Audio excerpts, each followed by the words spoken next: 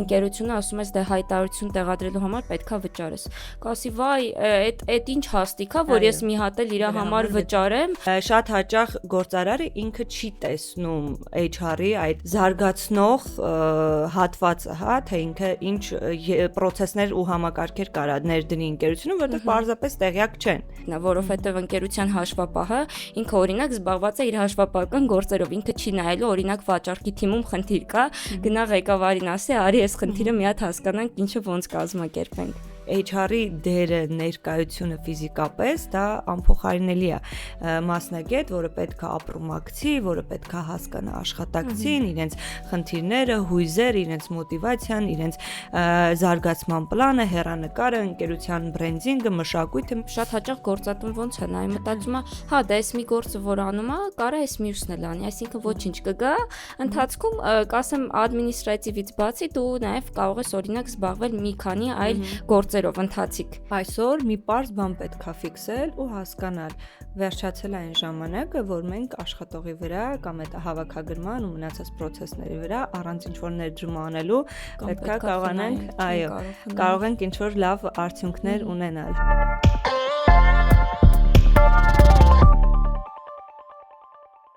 Ողջույն եւ բարի գալուս JobAM-ի YouTube-յան ալիք։ Դուք դիտում եք Jobcast-ը։ Այսօրվա իմ հյուրն է Ջուլիետտա Ասատրյանը։ Ջուլիետտա ջան, ողջույն։ Ողջույն Լիլիթ ջան։ Շնորհակալ եմ շատ հրավերս ընդունելու համար։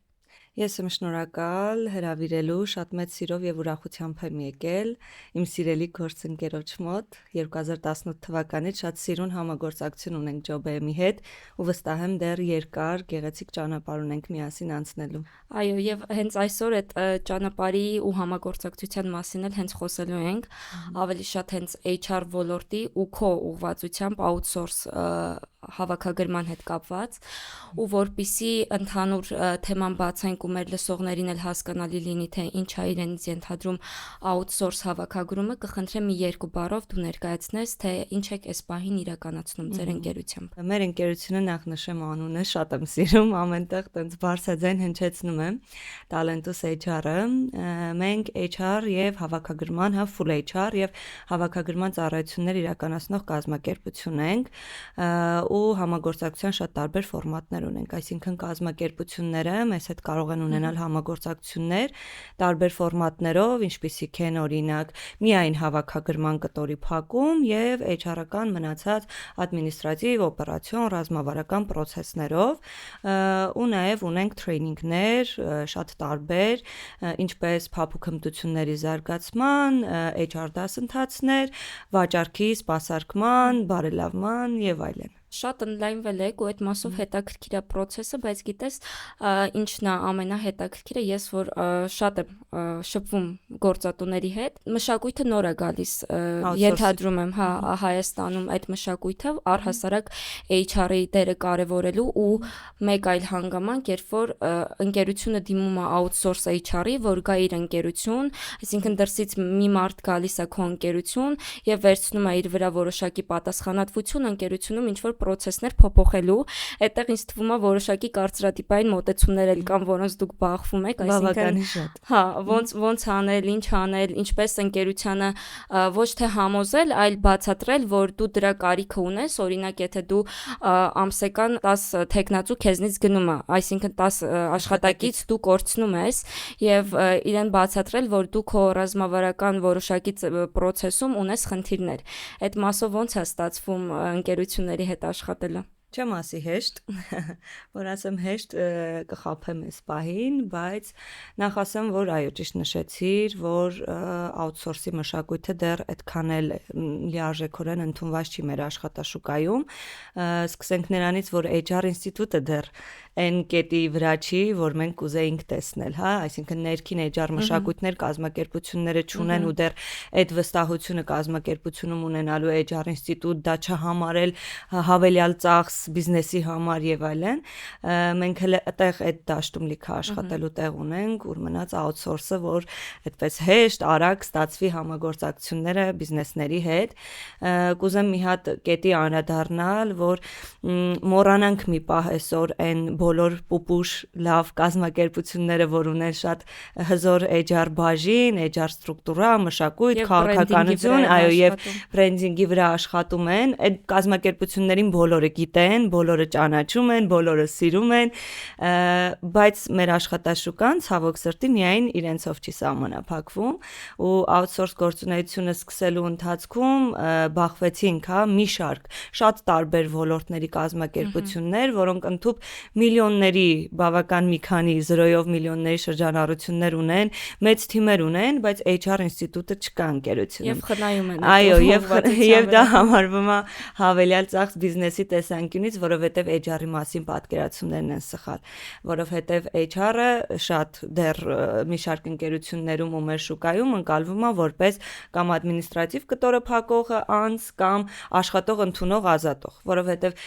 դեպքեր են լինում, երբ որ գործարարների հետ հանդիպում ենք ունենում, ինչ որ զրույց ենք ունենում, HR ունենալ չունենալու թեկուզ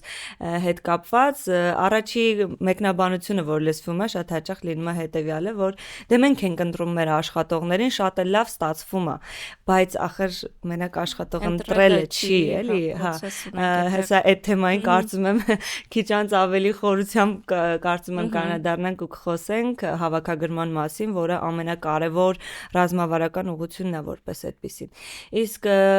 մեր գործունեության մասով ասեմ outsource-ի, երբ որ ես որոշեցի, որ գնում եմ այդ ուղղությամբ, գնում եմ outsource արդեն ծառայություններ մատուցելու, ասենց շատ հստակ իմ առաջ առաքելություն որպես այդպեսին դրեցի, որ իմ գործունեությամբ, մեր գործունեությամբ պետքա կարողանալ գործարարներին ինչ որ չափով կրթել HR մշակույթով ու բերել այդ կետին, թեկուզ անգամ մեր հետ համագործակցությունը չլինի։ Թեկուզ մեր հետ համագործակցություն լինի կարճաժամկետ, թեկուզ լինի երկարաժամկետ, բնականաբար դա շատ ավելի լավ, բայց անկախ համագործակցության եւ ֆորմատից եւ տևողությունից դա իմ առաքելությունն է որպես մասնագետ, հա, ես դա վերցրել եմ իմ վրա ու մի շարք HR-ներ եւս դա իրանց վրա վերցրել են, թեկուզ եւ աշխատում են ինչ որ մի X ընկերությունում, անում են դա ընկերության ներսում ու նաեւ վարում են ինչ որ հետաքրքիր տրեյնինգներ, կոնֆերանսներ եւ այլն, շեշտադրելով HR-ի ռազմավարական HR-ի դերը բիզնեսում ու թե ինչքան կարևոր է այդ ինստիտուտը, որովհետև այդ ինստիտուտը բիզնեսի համար զարգացման ամենաթաքնված ռեսուրսներից ու շարժիչներից մեկն է։ Շատ կարևոր է։ Շատ հաճախ գործարարը ինքը չի տեսնում HR-ի այդ զարգացնող հատվածը, հա, թե ինքը ինչ պրոցեսներ ու համակարգեր կարա ներդնի ընկերությունում, որտեղ պարզապես տեղյակ չեն։ Այսինքն ֆունկցիոնալից անգամ HR-ի ֆունկցիոնալից շատ գործարարներ տեղյակ չեն լինում։ Ես այսպես եմ պատկերացնում, ոնց որ գործատուն, մենք էլ որ խոսում ենք, լինում անգամ զանգում են ընկերությունը, ասում ես դե հայտարարություն տեղադրելու համար պետքա վճարես։ Կասի վայ, այդ ինչ հաստիկ է, որ ես մի հատ էլ իր համար վճարեմ, որ մարդ գտնեմ, բայց ինքը չի մտածում գործատուն ընկերությունը, որ դա այն մարդն է, հիմքն է եւ քո ողնաշարն է ընկերության, որը քո բրենդը առաջ է տանում։ Այդ շատ կարևոր հանգամանք է ու HR-ի մասով էլ իմ դիտարկմամբ ես ինչքան հասկացել եմ, որոշ ընկերությունների համար ոնց դու էլ նշեցիր, HR-ը մարդը ընդունեց աշխատանքի, վերջ, այստեղ քո առաքելությունը ավարտված է, բայց process-ը, երբ որ դու գործ ունես մարդու հույզերի, հոգեբանության, այնտեղ հազար ու մի բան է կատարվում, թիմային մթնոլորտ, մշակույթ եւ այլն, դրան որոշ դեպքերում շատ ավելի մակերեսային են նայում, ինչը ես իրականում կարծում եմ, որ կամ ընկերության ղեկավարը այդ գործը պիտի ստանձնի, այսինքն ընկերության ցանկացած աշխատակցին կողքից նայել եւ հասկանալ այդ մարդը ինչ խնդիր ունի, ինչ իրավիճակում է այս պահին եւ երկրորդ մարդը եւ շատ կարեւոր անհատ է այդ գործում HR մասնագետն է, որովհետեւ ընկերության հաշվապահը ինքը օրինակ զբաղված է իր հաշվապահական գործերով, ինքը չի նայելու օրինակ վաճառքի թիմում խնդիր կա, գնա ղեկավարին ասի, արի այս խնդիրը մի հատ հասկանանք, ինչը ոնց կազմակերպենք։ Շատ ցավոտ թեմաներ ենք հիմա մենք քննարկում, իրականում կարող եմ հենց ռեալ кейսերով օրինակներ թեկուզ բերել, ունեցել ենք գործընկեր, ով HR բլոկի ֆունկցիան պատվիրակել է մարքեթինգի բաժնի ղեկավարի վրա։ Այսինքն մարքեթինգի բաժնի ղեկավարը իրականացնում է HR-ի ֆունկցիոնալը ընկերությունում ու բիզնեսում։ Ու ինչ որ արդյունքներից գոհ չենք։ Ու բնականաբար գոհ չենք լինելու։ Մարքեթինգը Բնականաբար գոհ չենք լինելու ընկերներ։ Բնականաբար մենք լիքը խնդիրներ ենք ունենալու։ Բնականաբար մենք ունենալու ենք բարձր հոսունություն, ու կան մասնագետներ, որ կարող է ինչ-որ X գիտելիք ունենալու շնորհիվ, ինչ-որ բազա ունենալու շնորհիվ կարող է հաջողված кейսերը լինեն, բայց յուրաքանչյուր մասնագետ պետքա լինի իր մասնագիտական տիրույթում ու կատարի իր աշխատանքը լավ։ Ինչ վերաբերվում է այդ պատկերացումներին, HR-ի դերի, հավաքագրման եւ այլն process-ների մասով, այդպիսի խոսակցություն եւս եղել է, որ մեր մարքեթինգի օրինակ մենեջերը կամ մեր ֆինանսական տնօրենը լավ էլ աշխատողներ է ընտրում բերում, լավ էլ աշխատում են, երկար աշխատում են, բայց բիզնեսը դա ռազմավարական process-ների մասին է։ Բիզնեսը դա բիզնեսի կյանքի երկարակեցության, այդ process-ներ համակարգերի ներդրման մասին է։ Ու նաև գործարարների կողմից եւս սխալներ են լինում հենց HR մասնագետի ընտրության հարցում, դրան էլ եմ ուզում անդրադառնալ, երբ օրինակ աշխատանքի ենք ընդունում, ուզում ենք ունենալ HR, տեղադրում ենք հայտարարություն, որ այսինչ ընկերությունը փնտրում է HR մասնագետ, ինչ որ job description-ը ներկայացված լինում, ընտրում ենք մասնագետ, ով պայմանական օրինակ ադմինիստրատիվ բլոկի մասնագետ, այսինքն կարողանում է իրականացնել կադրային գործավարությունը շատ լավ։ Այո, օրինակ անցել է նմանատիպ կրթություն վերապատրաստում կամ նախկին փորձը ավելի շատ եղել է կադրային բլոկի, եւ ինչ ենք անում, մենք այդ մասնագետի վրա դնում ենք ֆունկցիաներ, օրինակ ուսուցման զարգացման ծրագիր մշակելու, KPI համակարգեր մշակելու կամ մոտիվացիոն ծրագրեր, կամ թեկուզ հենց հավաքագրումը իրականացնելու process-ը, հա, երբ որ մարդը մասնագետը չունի այդ բազային գիտելիքները, չունի այդ կրթությունը, չի անցել այդ ճանապարհով ու իրանից սпасել ինչ որ sense գերազանց արդյունքներ, դա գործարարի սխալն է, ոչ թե մասնագետի։ Դե, հա, Որովհետև երկուսն էլ ունեն իրենց մեղքի չափաբաժինը, մասնագետը, որ ընդունում է այդ առաջարկը ու չի մտածում իր ինքնազարգացման այդ բացերը լրացնելու մասին, եւ գործարարը, որ ուղղակի սխալ պատկերացումներ ունի այնքանով, որ ինքը օրինակ ադմինիստրատիվ մասնագետից պահանջում է օպերացիոն կամ ռազմավարական ինչ-որ բլոկների փակում, հա, որպես այդպեսին, ու հետո օրինակ բողոքում է, որ իր մասնագետը HR-ը վատն է, կամ չտվեց այն արդյունքը, որ ինքը ուզում էր կամ պատկերացնում էր։ Մեր իրականության մեջ միշտ սիրում եմ ասել HR-ը 3 այսօր ու վաղը։ Շատ տարբեր իրականությունների մասին ենք խոսում։ Հա, շատ եմ սիրում այդ թեման նաև քննարկել, HR-ը 3 ինքը այդ ավելի շատ մեր պատկերացումներում կադրային բլոկն է, ադմինիստրացիան է, հա, այդ ամբողջ օրենքի շրջանակներում աշխատանքն է։ Այսօր ու վաղը այդ այն ամենահետաքրքիր քննարկման հատվածն է, որովհետև վաղը մի քիչ անորոշ է, որովհետև աշխարհը, ժամանակը ամեն ինչ շատ արագ է փոփոխվում ու մենք չգիտենք վաղը ինչա լինելու, բայց միևնույն ժամանակ 3 հստակ ուղղություն կա, որ մենք այդ տիրույթում ենք խաղում որպես այդպիսին։ Մեկը, որ HR-ը գնում է դեպի թվայնացում, արհեստական բանականության ներթափանցումը, ինչ որ process-ների ավտոմատացումը, աշխատուժի, նաև HR-ի աշխատուժի որպես այդպիսին բաժնում մասնագետի քանակի կրճատումը, ինչ որ ֆունկցիաներ արդեն դուրս են գալիս որպես այդպիսին HR-ի տիրույթից։ Եվ դա բիզնեսի համար էլ կարող է ինչ որ, եթե օրինակ որոշակի Եվ դրական բաներ եւ բացասական երկուսն էլ իրականում լինելու, այսինքն չի կարող ինքը ամբողջությամբ լինի միայն առավելություն կամ ամբողջությամբ լինի միայն թերություն, հա։ Եվ մյուս կողմը դա արդեն ասեցինք ադմինիստրատիվ իր բլոկն է, որը ավելի շատ է գնում դեպի ավտոմատացում, այսինքն ինչ որ X ժամանակ անց մեր մոտ ադմինիստրատիվ բլոկը կարելի ասել բացառապես դուրս է գալու որպես այդպիսի, հա, որովհետև ամեն ինչ թվայնացման միջոցով հիմա էլ արդեն մենք թեկուզ հենց մեր երկրում չնայած միջազգային շուկայում բավական վաղուց թվայնացված է այդ ամեն ինչը, հիմա արդեն մեր օրերում նաև մեր հայաստանյան իրականության մեջ գնում ենք այդ process-ին եւ HR-ի ռազմավարական կողմը ու նաև այդ էմպաթիա, կորպորատիվ մշակույթ, հա, սիրելի թեմաներն են, որտեղ որ հենց HR-ի դերը ներկայությունը ֆիզիկապես դա անփոխարինելի է, մասնագետ, որը պետք է ապրումակցի, որը պետք է հասկանա աշխատակցին, իրենց խնդիրները, հույզեր, իրենց մոտիվացիան, իրենց զարգացման պլանը, հեռանկարը, ընկերության բրենդինգը, մշակույթը մի խոսքով։ Եվ այդ բլոկ, այսինքն մենք ամեն դեպքում 3 բլոկի մեջ դեռ ունենք շատ մեծ անելիքներ։ Ու մեր գործարարներին այդ ուղղությամբ կրթելը ամենակարևոր, այսպես ասեմ, քայլերից ու առաքելություններից մեկն է։ Շատ եմ ուրախանում, երբ որ գործընկերներ ենք ունենում, ովքեր իրենք են հենց գալիս ոչ թե հավաքագրման պահանջով, ոչ թե հավաքագրման պահանջով, այլ օրինակ ընկերությունում կորպորատիվ մշակույթի զարգացման պահանջով,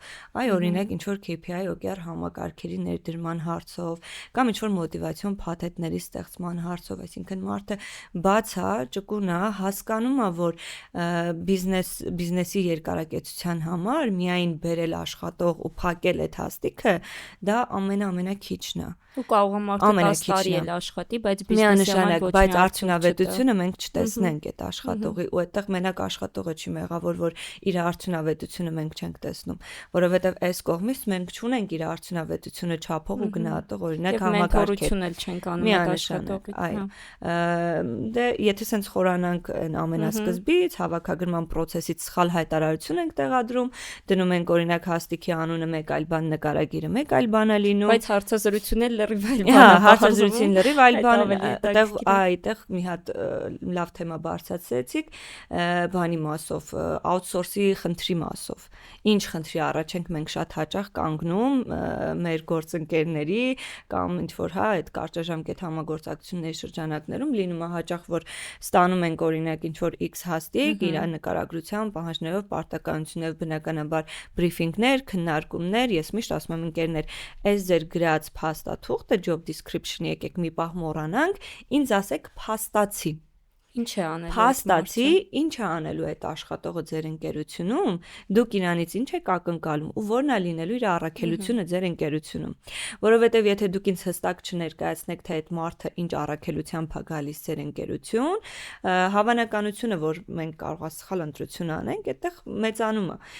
Բացի այդ, մենք պետքա փորձենք, քանի որ մենք ներսից չենք, հա, ուրիշ է, երբ որ HR-ը ներսից է, ինքը իր մշակույթը, ինքը ամեն ինչ շատ լավ գիտի։ Outsource-ի ամենամեծ այսպես ասեմ մինուսներից մեկը դա է, երբ որ դու ներսից չես, բայց մաքսիմալ ամեն բաներով, քայլերով, քննարկումներով պետքա հասկանալ ներսում ինչ է կատարվում ու 1-2 տեխնացուի պիլոտային ինտերվյուներից կամ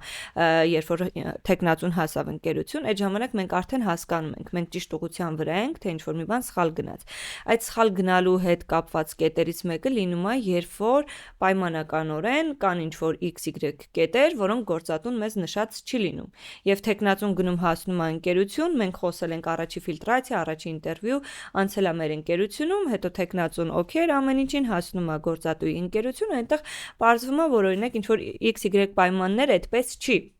կամ պայմանականորեն մի քիչ այլ ձևով է իրականացվելու, հա։ Այս պարագայում եւ մենք ենք տուժում եւ իրենք են տուժում։ Այստեղ ստացվում է, որ մենք տեխնացուին ինչ որ մի բան ստեցինք։ Այո։ Բառով ասենք, հա, մենք իրեն ստեցինք ինչ որ մի բան։ Հիմա մենք ստեցինք, թե գործընկերը ստեց կամ գործընկերը անգամ չէր պատկերացնում։ Դա արդեն հարցի մյուս կողմն է, որովհետեւ տեխնացուն ունեցավ տպավորություն, որ այս ընկերությունում ինքը ստացավ ինչ որ այլ ինֆորմացիա, հասավ մյուս ընկերություն, ստացավ մեկ այլ ինֆորմացիա։ Ու այդտեղ բնականաբար մեր կողմից միշտ արագ արձագանքում է լինում, որովհետև մենք տեխնացուի հետ ենք ինտերվյուից հետո անպայման քոլ ունենում կամ հանդիպում ունենում, կախված ինչ հաստիկ է, ինչ մակարդակի մասնագետ ենք դիտարկում, եւ պարտադիր ընկերության HR մասնագետի հետ կամ այն մասնագետի, ով պատասխանատու է այդ հավաքագրման գործընթացի համար, որտեղ ոչ միշտ է, որ պատասխանատուն ներսում HR-ն է լինում, հա, օրինակ բաժնի ղեկավար է լինում, ինչպես ասացի, պատվիրակված, հա, պատվիրակված մասնագետ է լինում, ուտեղ մենք տենց ինչ որ խնդիրների առաջ կանգնում ենք որպես outsource ընկերություն։ Հետաքրքիր հանգամանք նաև կա, ես մտածում եմ, այստեղ ինչ խնդիր նաև ունենք, շատ հաճախ գործատուն ոնց է նայ, մտածում է, հա, դա էս մի գործը որ անում է, կարա էս մյուսն էլ անի, այսինքն ոչինչ կգա,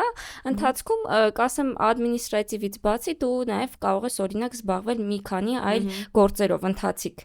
չպատկերացնելով, որ մարդը մանավանդ հիմա, երբ որ օրինակ մենք շատ ենք խոսում Gen Z-ի մասին,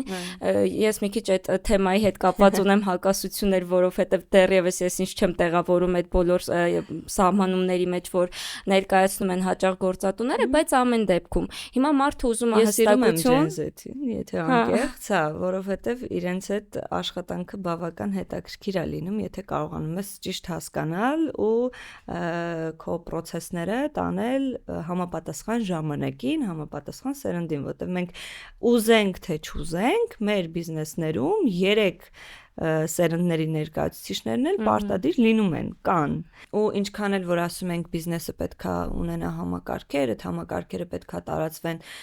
ընդհանուր, հա, բոլորի վրա եւ այլն, բայց այդ նույն համակարգային մոտեցման մեջ մենք պետքա կարողանանք նաեւ ինչ որ չափով ճկունություն ունենալ, որովհետեւ այսօրվա ժամանակները սիրում է ճկունությունը, պահանջում է ճկունությունը։ Մեր այս երիտասարդ նոր սերունդն էլ է այդ ճկունության, հա, մեջ, բայց այդտեղ իրավիճակները այո շատ հակասող են եւ լավ кейսեր ունենք եւ հա մի քիչ տխուր кейսեր ունենք, հա, օրինակ այսպես ասեմ, մեզ գործից գցող, մեր ժամանակից տանող ամենա այտենց վառ кейսերը ներկայացնեմ, որ պայմանական օրինակ 10-ից 12 ինտերվյու օրվա մեջ կարանք պլանավորենք, բայց հարցազրույցի հասնի օրինակ 2 հոգին, 3 հոգին։ Այսինքն այդ պատասխանատվության զգացողությունը մի փոքր թույլ է աշխատանքի նկատմամբ, հա։ Այստեղ բայց արի ֆիքսենք այդ հարցազրույցին հասնելը, դու նկատի ունես, որ չեն գալիս, չէ։ Չեն գալիս, ու հետադարձ կապ չի լինում, այսինքն զանգ, ինչ որ ձև զգուշացում, զանգում ես ճշտելու գալու են, չեն գալու, հա, այսինքն չեն պատասխանում եւ այլն։ Այդ ամեն ինչը միանշանակ ինչքան որ օրինակ LinkedIn-յան հարթակում մեր HR մասնագետներին են ամեն օր վարկաբեկում ու չգիտես, ինչ որ LinkedIn-ը դարձել է HR-ների պախարակման վայր, հա, անկեղծ եմ ասում, ինձ դուր չի գալիս, անկեղծ կլինեմ, որովհետև այդ ամեն ինչը երբեք միակողմանի չի լինում, ամեն ինչ փոխադարձության մեջ է, ու նույն տեխնացուները իրանք իրենց սխալները չեն տեսնում, իրենք իրենց բաց թողումները, անպատասխանատու մոտեցումները գործատուին վատ իրավիճակում դնելը չեն տեսնում, այսինքն երբ որ մասնագետը օբյեկտիվորեն օրինակ LinkedIn-ում կգրի իր սխալի մասին, իր թերացման մասին ու զուգահեռ նաև կխոսի HR-ի սխալի ու թերացման մասին, դա միանշանակ գովելի է։ Այսինքն այդ թափանցիկությունը, բացությունն ու օբյեկտիվությունը մեր մշակույթում աշխատանքային հարաբերությունների մեջ շատ է պակասում։ Այո։ Շատ է պակասում։ Ու այդտեղ գիտես մի կարևոր կետ էլ կա, շատ են քննարկում, որ HR մասնագետները օրինակ հարցազրույցից հետո ֆիդբեք չտվեցին, մարդը գնում է հարցազրույցի, սպասում է որոշակի արձագանքի ու ոչինչ չկա։ Իհարկե, այստեղ գուցե ինչ որ հատվածներում կարող է լինի HR-ի բաց թողումը, բայց ես մի հատ այսպիսի հանգամանք կա, որ ուզում եմ շեշտենք։ Եթե մենք հիմա խոսում ենք AI-ից, արհեստական բանականությունից, այն զարգացման տենդենսներից, որով որ մենք այդ ճանապարհով գնում ենք, քո նշած ավտոմատացումը, որ օրինակ որոշակի HR-ական հաստիկներ, օրինակ որ հետադարձ կապի պիտի դուրս գա, ավտոմատացված որոշակի ծրագրեր լրիվությամբ կարողանում են փակել, ու մարդը ֆիզիկապես կարիք էլ չունի նստի հերթով մեյլեր գրի կամ զանգի ասի գիտեք ինչ կա ձեզ այս ինչ պատճառով չենք դիտարկում։ Եվ դա ոչ թե դա իհարկե HR-ի գործիքն է, բայց դա ներդնողը պետքա լինի ընկերության ղեկավարը, այդ բյուջեն, այդ միտքը, մտածողությունը պետքա ներդնի ընկերության ղեկավարը, բիզնեսմենը, որը մտածում է, որ դա կարևոր հանգամանք է։ Իսկ այստեղ հիմնական այդ բանը ոնց որ ձեր վրա է, HR-ի վրա է գալիս։ Ինվեստ անել է HR ներդրումներ անել է HR-ի բաժնում HR-ի վրա, այդ ֆունկցիոնալի վրա, մենք այդտեղ շատ դեռ խնդիրներ ունենք, ես ասացի սկզբանը, որ մոռանանք մի պա այն լավ հզոր կազմակերպությունները հաջողած HR բրենդինգով եւ այլն, ու կենտրոնանանք մեր աշխատաշուկայի մութ կողմի վրա, այդ շակերտներով, հա, այդ մութ կողմի վրա իրենք պատրաստ չեն անգամ HR մասնագետ ունենալու, ուր մնաց ինչ որ ավտոմատացման process-ների վրա գումարներ ծախսելու, ռեսուրս ծախսելու։ Այս վերջերս էլի մի այդպիսի հանդիպում ունեցա, քննարկում ունեցա ու բիզնեսի ղեկավարը ասում է, որ ինքը պատրաստ չի HR մասնագետ ունենալու ընկերությունում, իր համար դա ոնց որ չարդարացված ծախս է։ Բնականաբար այստեղ արդեն գնում է մեր քննարկումը, թե ինչքանով է դա արդարացված կամ չարդարացված։ Մի բան ասեմ, որպես պլյուս, հա, ոչ թե մեզ ինչ որ առաջարկելու, ռեկլամ անելու կամ չգիտեմ այդ մասով, այլ outsource-ների պլյուսների մասին ասեմ, առհասարակ outsource-ների, հա, հատկապես recruitment-ի կտորի մեջ զուգահեռ հավաքագրման ծառայություններից օգտվել կամ outsource կազմակերպությունների դիմելը միանշանակ պլյուս է բիզնեսի համար։ Պլյուս է այնքանով, որ երբ որ մենք կցում ենք օրինակ այլ outsource ընկերության մասնագետի, մենք բիզնեսի մեջ զերծ ենք մնում վարչական ծախսերից։ Վարչական ծախսեր, որոնք իրենցից ենթադրում են թե բենեֆիտներ, թե հարկեր, թե արձակուրդայիններ, թե, չգիտեմ, տեխնիկական են բենեֆիտներ, որ պետքա տրվեր այդ աշխատակցին, եթե ընկերության ներսում լիներ։ Այսինքն այդ մասը իրոք որպես առավելություն կարելի է դիտարկել, հա։ Երբ որ մեծ ծավալների հավաքագրման մասին ենք խոսում, օրինակ մենք ունենք այդպիսի կազմակերպություններ, որ զուգահեռ հավաքագրման տրամաբանությամբ են առաջնորդվում, այսինքն մեծ քանակի հավաքագրում են անում ամսվա կտրվածքով, օրինակ ընդհանուր մինչև 40 աշխատակից, մենք հաստիկները բաշխում ենք ու զուգահեռ հավաքագրման գործընթաց է գնում։ Ու մյուս առավելությունը այդտեղ որն է լինում, երբ որ դիմում ենք օրինակ outsource-ելի recruiter-ի կամ ընկերության, որ կցում է ինչ-որ պրոյեկտի recruiter, եթե ընկերությունում մեկ մասնագետ է այդ ֆունկցիան անում, ապա այդ recruiter-ի ետևում իր թիմն է կանգնած outsource-ի։ Այսինքն մեկ հաստիքի վրա կարան մի քանի մասնագետներ աշխատեն, ինչը ավելի արագացնում է հավաքագրման գործընթացը ու process-ը։ Դա արդեն ոնց որ այդ առավելություններից մեկն է։ Իսկ ինչ վերաբերում է այդ ներդրումները անելու HR-ի ինչ որ ավտոմատացումներին եւ այլնին, մենք դեռ բավական անելիք ունենք այդ, այո, աշխատելու տեղ ունենք, անելիք ունենք, ընդհանուր անգամ երբ որ հայտարարություն պետքա տեղադրվի, ոնց որ դու ասեցիր, օրինակ զանգում են ու ասում են վճարով, անգամ այդ հայտարարության գումարի վրա ծախս անելը դա մի քիչ անհարմարություն է պատճառում գործատուին, գործարարին։ Ու այսօր մի պարզ բան պետքա ֆիքսել ու հասկանալ, վերջացել այն ժամանակը, որ մենք աշխատողի վրա կամ այդ հավաքագրման ու մնացած process-ների վրա առանց ինչ-որ ներդրում անելու պետքա կարողանանք, այո,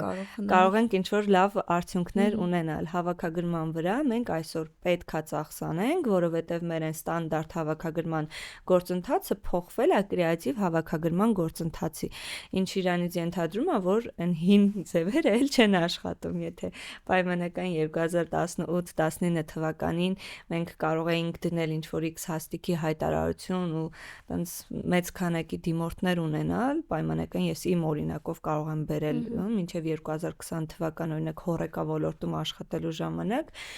մեկ հայտարարության ժամանակ մենք կարող է օրինակ ընդհանուր մինչև 200-250 դիմորդ ունենայինք ու այդտեղ ընտրության հնարավորությունը շատ ավելի բնականաբար հեշտ է լինում, մեծ է լինում։ Իսկ այո, իսկ հիմա եւ դիմորդների քանակն արդեն նվազել եւ մոտեցումները եւ մենք այդ ակտիվ пассив հավաքագրման մեջ ենք խաղում, եթե ընկերությունը օրինակ ոնց որ ասեցի են ուժեղ համակարգերն է, HR branding-ն է ձևավորված ու ինքը կարողացել է հասնել այն կետին, որ ձևավորել է пассив հավաքագրում, այսինքն աշխատողները իրենք են ցանկանում աշխատել այդ ընկերությունում, բայց քանի որ հիմա ես խոսում եմ մյուս կողմի մասին, այդ պարագայում մենք ակտիվ հավաքագրման գործընթացի մեջ ենք լինում ու HR-ն արդեն փորձում ինչ որ ձևով դուրս գալ, գտնել այդ մասնագետներին, առաջարկ անել ու հələ չեմ խոսում տաղանդ մասնագետներին ընկերություն ներգրավելու process-ի մասին, որովհետև այսօր տաղանդ մասնագետները իրանք հերթական աշխատանք չեն փնտրում, իրանք հերթական հնարավորություն են փնտրում, զարգացման, աճի միջավայր են փնտրում ու իրենք пассив են, իրենք չեն հայտարարում ոչ միտեղ, որ գիտեք ինչ կա, մենք նստած սպասում ենք ձեր առաջարկներին, ու այդտեղ headhunting-ն է աշխատում ու դու պետք է կարողանաս ինչ-որ առաջարկ անել։ Այսինքն միայն ինչ-որ ասել, որ ես բարձր աշխատավարձ ունեմ ու այդ աշխատավարձով կարող ես գրավել տաղանդ մասնագետին, ոչ, որովհետև տաղանդ մասնագետին միայն աշխատավարձով կամ ինչ-որ ստանդարտ բենեֆիթային փաթեթով դու այսօր չես կարող բերել քո ընկերություն։ Իսկ մեր գործատուները, գործարարները, ովքեր շատ հաճախ համագործակցության ինչ-որ ֆորմատի մեջ ունենում են հավաքագրման կտորը, ինչ-որ շատ իդեալականացված տեխնացուի կերպար ու պրոֆիլ են մեզ տալիս, ուզում են գտնել լավագույնին։ Okay, բայց ինչի առաջարկում, ինչի դիմաց։ Ուտեղ միշտ իմ խորհուրդն է լինում, հա, իրականությունից չկտրվել։ մի քիչ հողի վրա շատ ավելի բան կանգնել, հա, որովհետև դու պետք է հասկանաս այդ լավագույն կոչվածին նախ քո սահմանած լավագույնը ով է, որ մասնագետն է, ու այդ լավագույնին քո ընկերությունում ունենալու տեսնելու համար դու ինչ ունես ու ինչ չունես ու ոչ թե դա ինչ որ գործատուին փնովելու կամ չգիտեմ ինչ որ նմանատիպ հարցի բան ենք առաջ են կանգնում, այլ հակառակը իրան ավելի ուժեղացնելու հարցն է այստեղ ոնց որ մարդ առաջանում, դու կանգնես քո թերություններն այո, որովհետև մեր առաքելությունը որպես այդպեսին մեր միսիան աջակցել մեր գործարարներին HR մշակույթի զարգացման հատվածում։ Մեկ-մեկ որ ասում են ինչ որ մեկ բառով ինչ կբնութագրես ձեր գործունեությունը եւ այլն, ես ասում եմ զարգացում։ Զարգացում, որովհետև այդ զարգացման մեջ մենք մի շարք process-ների հետ ենք առնչվում, մի շարք, սկսած հավաքագրման ռազմավարության մշակումից մինչև ինչ որ ավելի մեծ երկարատև policy-ների մշակում ու ներդրում ընկերությունում։ Ու հավաքագրումը որպես այդպեսին միշտ ասել եմ ու ելի կասեմ, կշարունակեմ ասել, որ HR-ի ամենակարևոր ֆունկցիաներից մեկն է, որովհետև թե մենք ինչ մասնագետ կբերենք մեր ընկերություն ու ինչ հետագա ընթացք կունենա այդ մասնագետը մեր ընկերությունում, բիզնեսի աճի եւ հետընթացի շատ ուղիղ բանը, ազդող կոմպոնենտ է, հա, ու մեր կարևոր նպատակն է ունենալ մասնագետ, ով կնպաստի բիզնեսի զարգացմանը, կնպաստի բիզնեսի աճին, ինքը կունենա այդ հավելյալ մոտիվացիան, ներքին ուժեղ մոտիվացիան հասնելու բիզնեսի առաջ դրած նպատակներին, բայց երբ որ բիզնեսը ինքը իր առաքելությունը չի պատկերացնում, այդ գաղափարը մենք ով ենք, ուր ենք գնում, ինչին ենք դեպի գնում, դու այդ մասնագետին չես կարող պահես քո ընկերությունում։ Նախ իրեն պիտի Դու իրան կունենաս, բացատրես բայց դու իրան չես պահի, որովհետև աշխատողին ունենալը եւ պահելը դրանք շատ տարբեր process-ներ են, ու դու պետք է ունենաս այդ գիտելիքը, այդ փորձը, այդ կրթությունը, որ հասկանաս հիմա մենք ինչ process-ներ պետք է իրականացնենք, որ օքեյ, բերեցինք, բախներս բերեց, չգիտեմ ինչ որ տարբերակով մենք այդ աշխատողին ունեցանք մեր ընկերությունում, բա ոնց անենք լավ, որ ինքը 3 ամիս հետո հիասթափված չգնա մեզնից։ Այդտեղ արդեն սկսում է HR-ի ավելի ռազմավարական օպերացիոն, հա, process-ները ու աշխատանք տանելը ընդհանուր անհատական զարգացման պլանով, ընդհանուր KPI համակարգերով եւ այլն եւ այլն։ Շատ հետաքրքիր բան ասեցիր, տաղանդներ, չէ՞, ոնց որ, հա, տաղանդներին գտնել եւ բերելը, հա։ Հետաքրքիր է, ես տեսնում եմ ունենք գործընկերներ, որ ամիսներ շարունակ կարող է փնտրեն օրինակ X մասնագետի։ Ինձ ընդհանուր հետաքրքիր է այդ վիճակում, երբ որ ընկերությունը ամիսներով ունի այդ բաց մասնագետի եւ իր իդեալական այդ կերպարը մասնագետի, որ պատկերացնում է, ամեն դեպքում շուկայում կամ չկա կամ չի ուզում գա իր ընկերություն։ Այստեղ ինչքանով է ռեալ բերել մի մասնագետի, ով գուցե իր փորձով եւ հմտություններով չի հասել ընկետին, բայց իր վրա ներդրում անելով ընկերությունը կարող է իրեն, այսինքն անի ճիշտ ընտրություն, մասնագետ, ով ունի պոտենցիալ եւ այդ մասնագետի վրա որոշակի ռեսուրսներ դնելով ինքը ստանա կերտի են իդեալը, որը հետագայում իր ընկերության այդ ռազմավարական որոշակի process-ներում շատ լավ դերակատարություն կունենա։ Այդ մասը ոնց են կազմակերպում։ Միանշանակ ինձ համար սուբյեկտիվ մոտեցում որպես ասեմ մասնագետի միշտ կողմ եմ ընտրել այդ, հա, մեծ պոտենցիալ ունեցող մասնագետին ու չափսոսալ ներդրում անել մասնագետի զարգացման վրա։ Ընկերության ներսում, որովհետև եթե դու չես մտածում այդ լավ պոտենցիալ ունեցող մասնագետների զարգացման մասին, հավանականությունը, որ դու իրեն շուտ կկորցնես, բավական մեծ է։ Ու նախընտրելի է ինձ համար նաև ընտրել քիչ թեկուզ փորձառությամբ մասնագետի, բայց ով ունի շատ մեծ ներքին մոտիվացիա, ունի պոտենցիալ, որովհետև այլ հարց է, երբ որ մարդը ունի շատ մեծ մոտիվացիա, ինքը պատրաստ է եւ այլն, բայց հմտությունները, այդ կոմպետենսի ասվածը, կարողությունները իրա պարզապես հա չի բավականացնում, որովհետև մենք ունենք կարողություններ եւ ունենք հմտություններ։ Կարողությունները, եթե դու դա չունես, դա զարգացնելը շատ դժվար է, տարիների ինչ որ բան է պահանջում, հա, իսկ հմտությունները զարգացնելը շատ ավելի հեշտ է, ու արագ է լինում։ Դրա համար միանշանակ հնարավորություն տալ, տեղ տալ ու ավելի արագ տարբերակով ունենալ նման մասնագետի, որովհետև երբ որ մենք երկար ժամկետով ունենք հաստիկ, որը բաց է, մենք այդտեղ խնդիրներ ենք ունենում մի շարք։ Եվ բանի բիզնեսի արտադրողականության տեմպն է մեզ մոտ նվազում, կապ չունի այդ բանն օրկեստրն է, խորն է, երբ որ խորում մի հոգին որոշում է, որ դե բոլորի երգում են, ինքը կարա ցածր երգի կամ չի երգի, ուղղակի բերանը բացի փակի, խորի ընդհանուր բանը զգացվում է, փչանում է։ Նույնը թիմն է, երբ որ մենք ունենք հաստիկ, որը բաց է, ու դե ասում ենք լավ, դե ոչինչ, մեկ ամիս է կամ ինչ որ sense մասնատում ենք ու պատվիրակում ենք այլ աշխատակիցների վրա, մենք այդ երգչախմբի բանն ենք ստանում, էֆեկտն ենք ստանում, որովհետև փաստացի այն մասնագետը, որ այդ ֆունկցիան պետք է աներ, չունենք, չկա,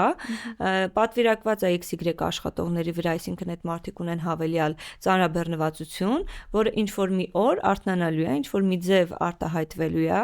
ու հենց այստեղ հարցի մյուս կողմն է, դրա դիմաց իրենք ինչ որ բան ստանում են, թե չեն ստանում, այսինքն դա կարա դառնա հավելյալ դեմոտիվացիա, հասկացանք, ավելի շատ գործ անում, այո, ավելի շատ գործ անում, ինքը կարող է գա իրոք ֆիզիկապես բռնաուտ վիճակի, հա, ու ավելի վատ բաներ ունենանք, հետևանքներ ունենանք, ինչի, որովհետև մենք մեր պատկերացած իդեալական տեխնացուին դեռ չենք կարողանում գտնել այդ իդեալական տեխնացուի կերպարը, որովհետև այո, մենք գրում ենք կրիտերիաներ ու առավելագույնս մենք այդ կրիտերիաներին համապատասխան մարդ պետք է ընտրենք, բայց միշտ լինելու է, որ ինչ որ մի կրիտերիան մեզ մոտ մի փոքր թույլ է լինելու կամ համեմատաբար ավելի քիչ զարգացած է լինելու կամ թեկուզ անգամ բացակայելու է, բայց մենք պետքա դնենք այդ նժարի վրա ու հասկանանք մենք ինչ ենք ուզում, որովհետև շատ հաճախ այդ մենք ինչ ենք ուզում, այդ առաքելությունն է, այդ մարդու առաքելությունն է, ընկերությունում, որ ասեցի, շատ հաճախ գործարանները հենց գործատուները իրենք չեն պատկերացնում այդ մարդու առաքելությունը իրենց բիզնեսի մեջ որն է լինելու։ Այդ դեմոտիվացիան մնացած աշխատողների շատ վատ հետևանքների կարա տանի ու ավելին ասեմ, ես քեզ կարող եմ նկարագրել, երբ որ հաստիկը երկար ժամանակ բաց էր ու այդ հաստիկի ֆունկցիան պատվիրակված էր այլ մասնագետի, ով իրականացնում էր դա,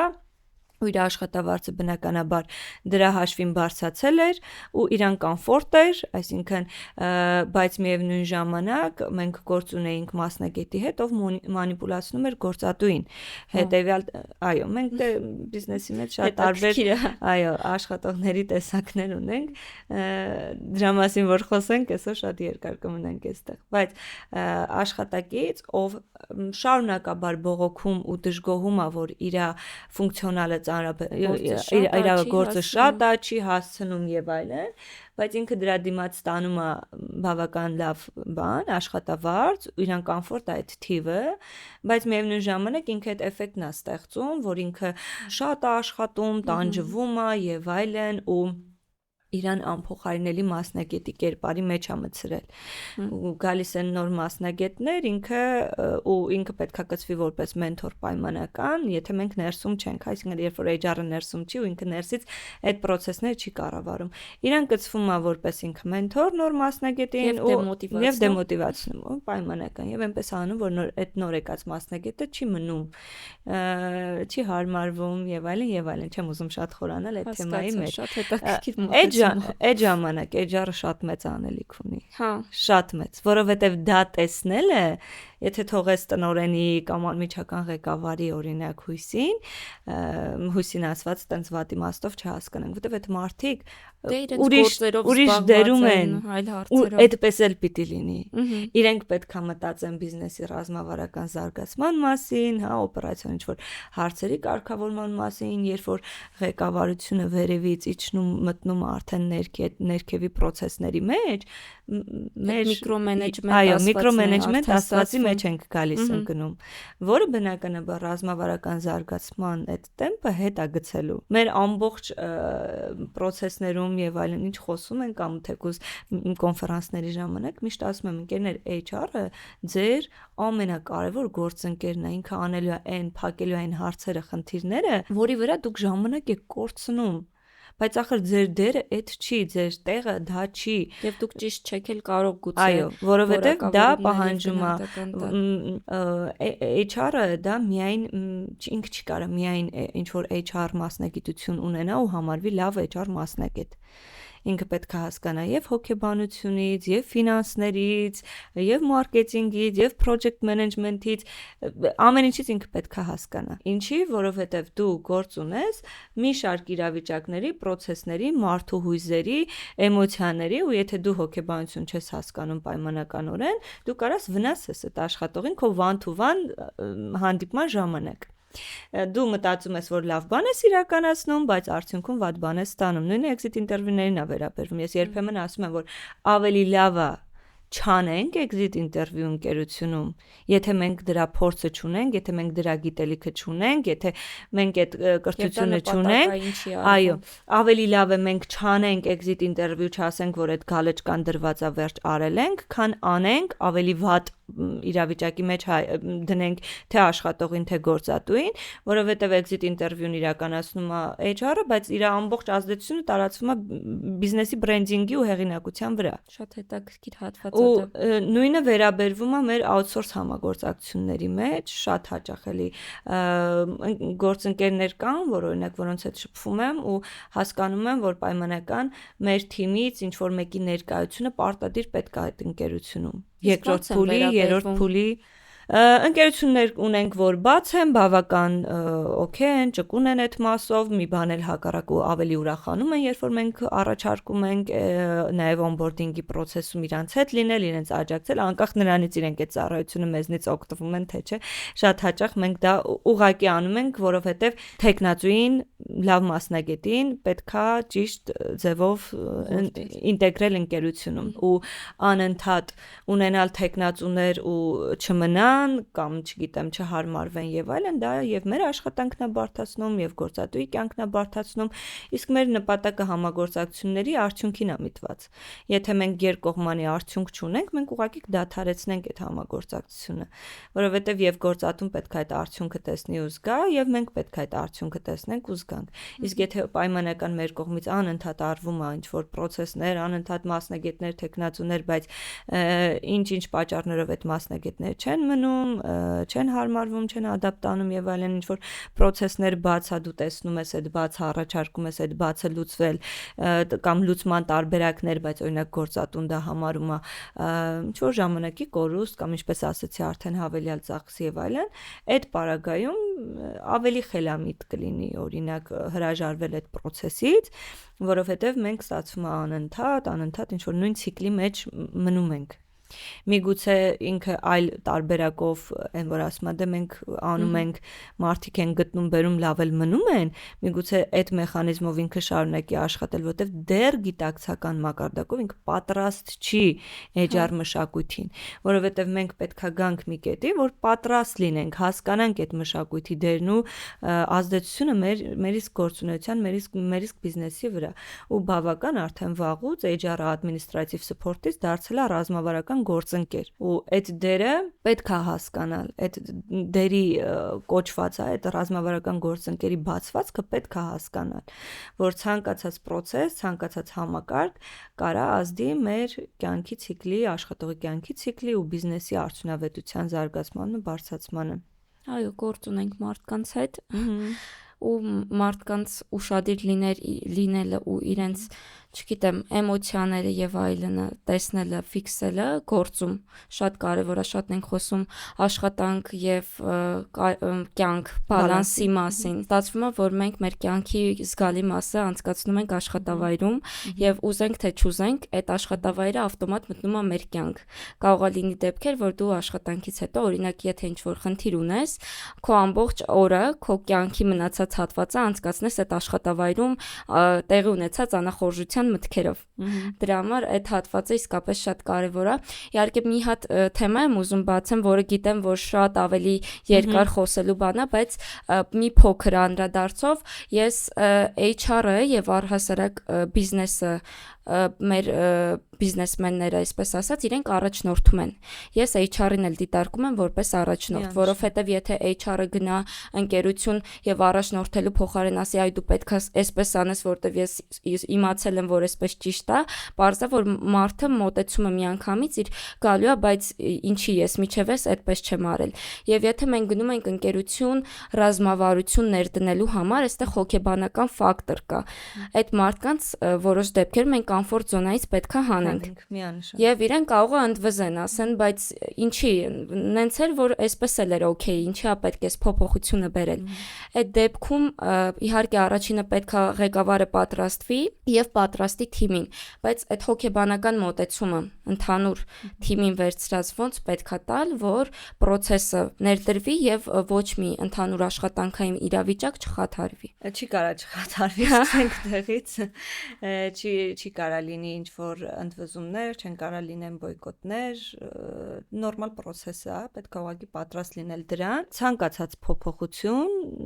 ինքը իրանից կրիզիս է ենթադրում, որպես այդպեսին ճգնաժամ, որը պետք է անցնի թիմը, կազմակերպությունը իր ամբողջ բանով, ստրուկտուրայով, անգամ ինչ-որ դրական փոփոխություններ, հա, ցանկացած փոփոխություն ինքը իրանից ենթադրում է ադապտացման շրջան։ Ու այստեղ մի հատ միտք էի ուզում ասել,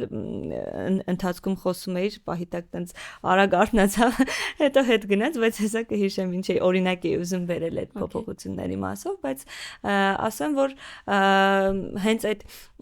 կոմֆորտ զոնից դուրս գալու ժամանակ են լավ իդեաները ծնվում։ Հաստատ։ Երբ որ դու դիսկոմֆորտի մեջ ես, երբ որ ինչ որ վախերի այդ տագնապայնության նմանատիպ իրավիճակների մեջ է, շատ հաճախ ամենալավ փոփոխությունները, process-ները, իդեաները ծնվում են այդ ժամանակ ու դրանից չպետք է վախենալ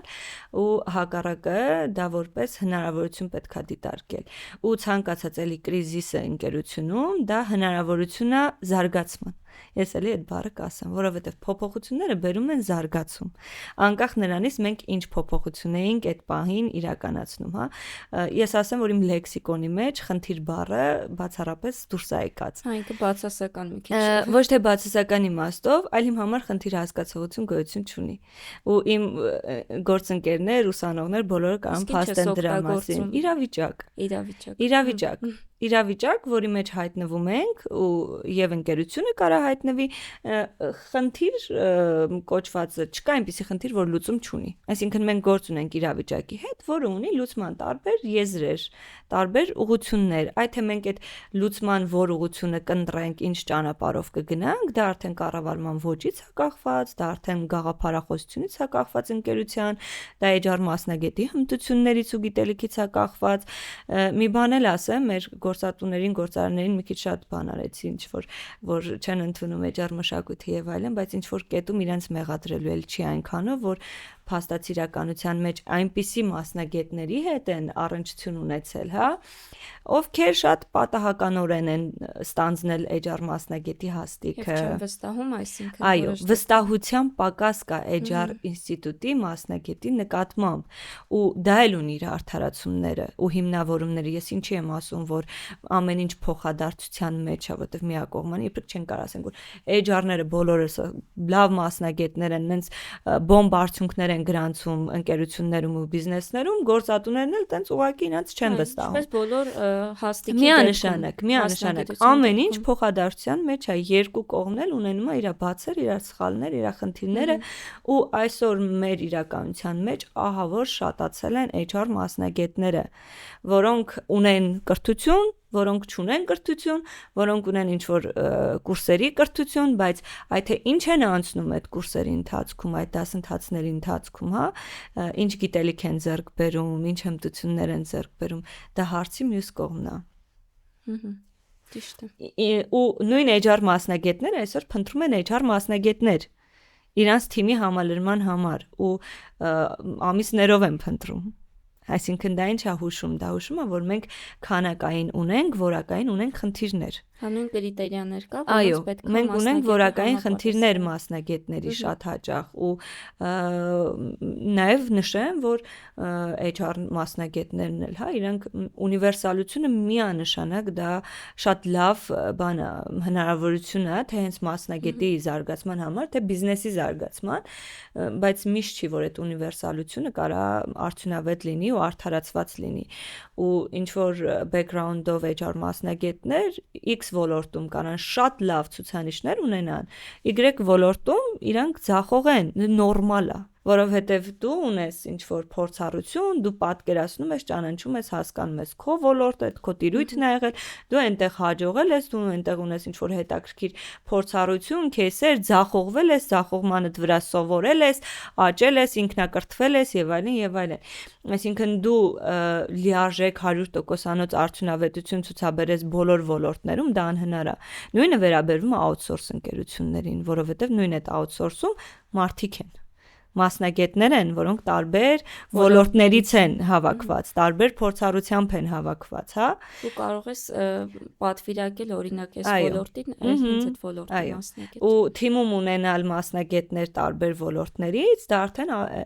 outsource ֆիրմայի բանն է լինում, ուժեղ կողմն է լինում, առավելությունն է լինում, բայց միևնույն ժամանակ, եթե պայմանական օրինակ ես իմ ֆիրմայով, որպես այդպեսին, օրինակ թեքի մեջ չեմ մտնում։ Ունենում եմ, զապրոսներ եմ շատ ունենում, մենք զապրոսներ շատ ենք ունենում, IT օրինակ ուղղվածությունից եւ այլն։ Բայց ես այդ ոլորտը չեմ մտնում որպես այդպեսին, որովհետեւ կան Հայաստանում շատ ուժեղ այդ ոլորտի մասնագետներ, շատ ուժեղ բանով, հա, հզոր գործիքակազմով մասնագետներ, որոնք ունեն իրենց տիրույթը։ Այսինքն, եթե դու գիտես, որ դու այդ տիրույթում կարող ես ինչ-որ մի բանի վնասես, մի վազի դրա հետևից, որովհետև դու մեկ այլ ոլորտում դու ավելի ուժեղ ես, դա քո տիրույթն է, դա քո ոլորտն է, օքեյ, հնարավորություն ունես զարգանալու, սովորելու, ոչ մեկ դա չի արգելում երբևիցե, իսկ եթե ինչ-որ մի օր ես որոշեմ, որ ես մտնում եմ նաև IT ուղղվածության մեջ, այդ նշանակում է, որ ես դրան պիտի գամ, նշանակում է, որ ես պիտի գնամ, այդ կրթությունը, այդ ամեն ինչը, որ հասնեմ այն մի հատ կետին, որ ես վստահ լինեմ, որ ես չեմ վնասելու։ Որտեւ եթե օգուտ չես տալի, գոնե ավելի լավ է վնասել չլինի։ Ուրեմն վնասել չտաս։ Որպես եզրափակում մեր զրույցի, ինչ խորհուրդներ տանք գործատուներին, մեր սիրելի գործատուներին եւ մեր շատ սիրելի մասնագետներին, այո, ինչ կետերով առաջնորդվեն, որ իրենց կարիերայում եւ գործատունի բիզնեսում գրանցի միայն հաջողություններ HR տեսանկյունից։ Նախ, այսպես ասեմ,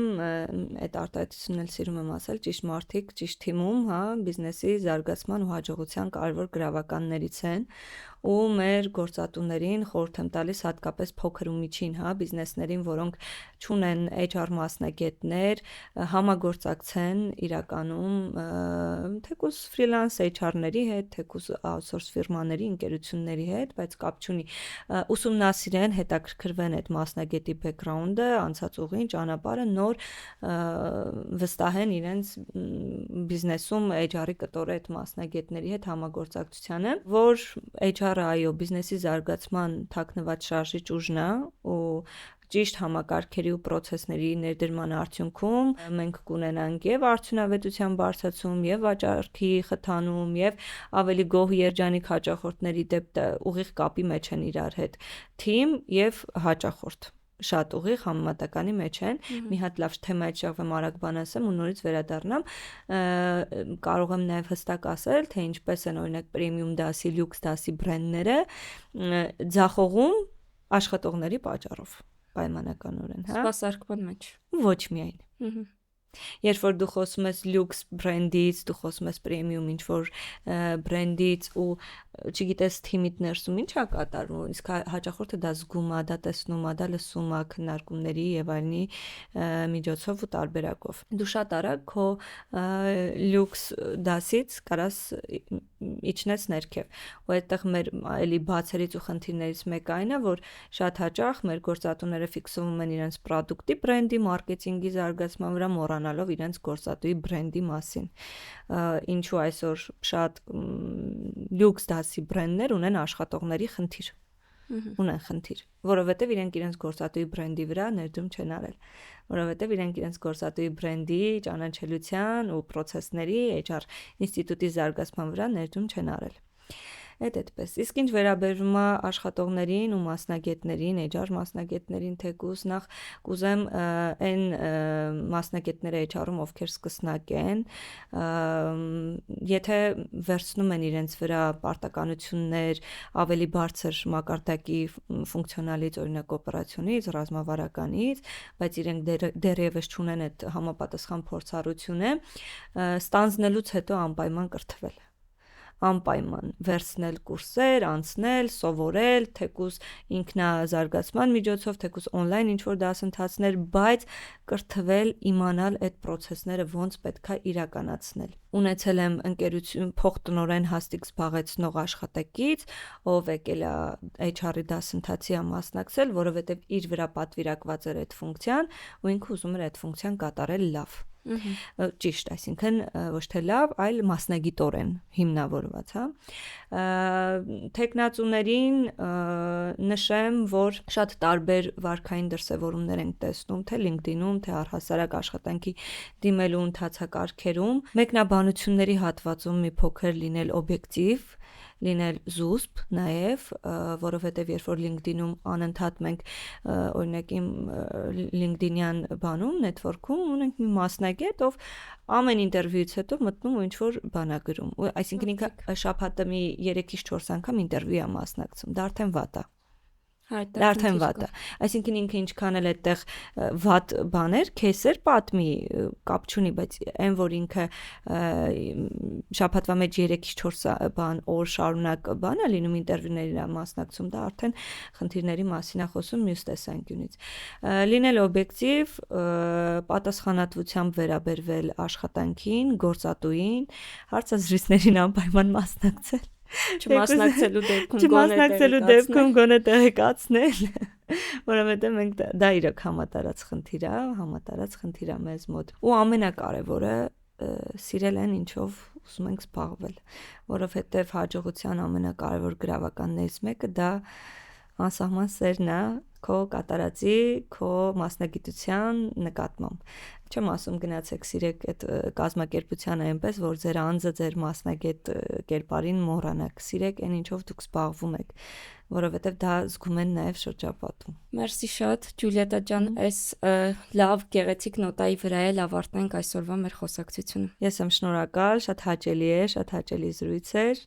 մեզ լավ օր։ Շնորհակալություն, որ դիտում եք Jobcast-ը, եթե ունեք մեկնաբանություններ կամ հարցեր, որոնց ուզում եք անդրադառնանք հետագա հաղորդումների ժամանակ, կարող եք գրել մեկնաբանությունների դաշտում։